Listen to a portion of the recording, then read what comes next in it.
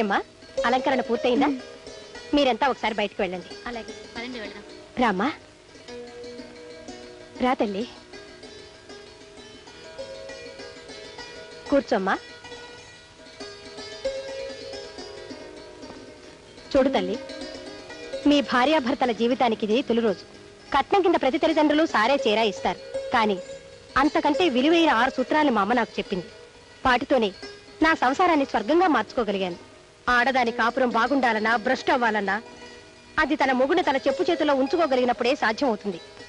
నా జీవితానుభవాలతో మరో 6 సూత్రాలను తయారు చేసి ఇందులో ఉంచాను. మొత్తం మీద నీ పొండంటి కాపురానికి 12 సూత్రాలు ఇందులో ఉన్నాయి. ఇవే నీకు శ్రీరామ రక్ష. గదిలోకి వెళ్లే ముందు ఒక్కసారి అన్నీ చదువుకో. తరువాత దీన్ని నీ ప్రాణంగా భద్రంగా దాచుకో. సరేనా? వస్తానమ్మా.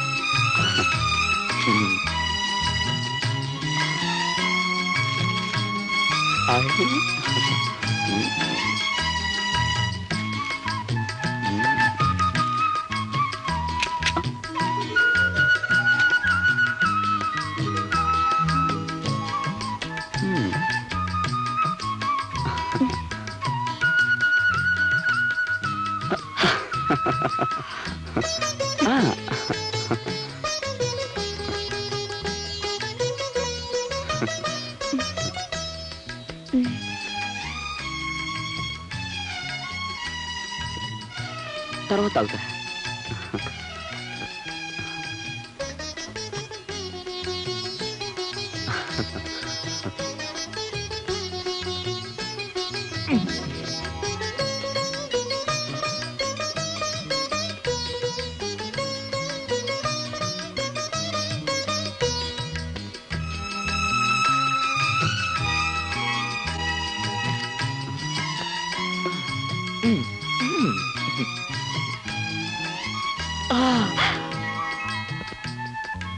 శోభనం గదిలో భర్త సిగ్గుపడకుండా చనువుగా చొరవగా ఉన్నాడంటే అతనికి తప్పకుండా అంతకు ముందు చాలా మంది అమ్మాయిలతో పరిచయం ఉందన్నమాట.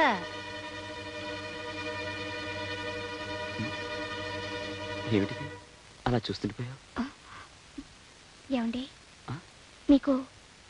మీకింతకు ముందు ఎంతమంది అమ్మాయిలతో పరిచయం ఉంది? First night is best night అని ఫస్ట్ నుంచి పెద్దలంటుంటే ఈ స్వీట్ నైట్ లో ఇంత హాట్ క్వశ్చన్ వేస్తావా? శోభనం గదిలో భర్త చనువుగా చొరవగా ఉన్నాడంటే అతనికి ఇంతకు ముందు చాలా మంది అమ్మాయిలతో పరిచయం ఉన్నట్టు మా అమ్మ చెప్పింది. ఓహో, మీ అమ్మ ఫిట్టింగా?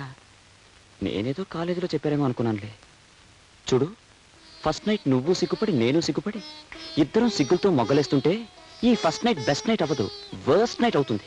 అయితే ఇంతకు ముందు మీకు ఏ అమ్మాయితోనూ పరిచయం లేనట్టేగా? ఒట్టేసి చెప్పండి.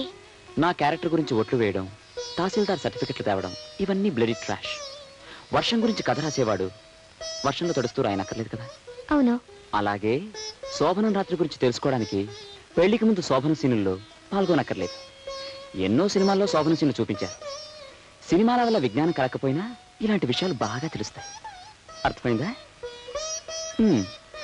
ఇప్పటికీ నా మాటల మీద నమ్మకం లేకపోతే ఈ కార్యం గదిని క్లాస్ రూమ్ గా మార్చేసి నీకు మాస్టర్ అవుతాం. అమ్మయ్యా, నవ్వేశావు, అదే చాలు. అయ్యో,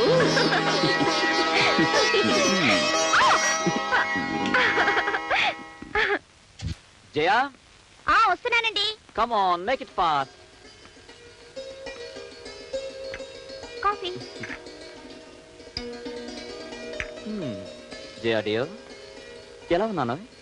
అచ్చం పెళ్లి కొడుకులా ఉన్నారు. కరెక్ట్. అందుకే నా రెండో పెళ్ళానికి తాళి కట్టడానికి వెళ్తున్నాను. దేనికండి అంత ధైర్యం ఉంది? ఆఫీస్ అనే ఆడపిల్లకి ఇవాళ నుంచి యజమానిగా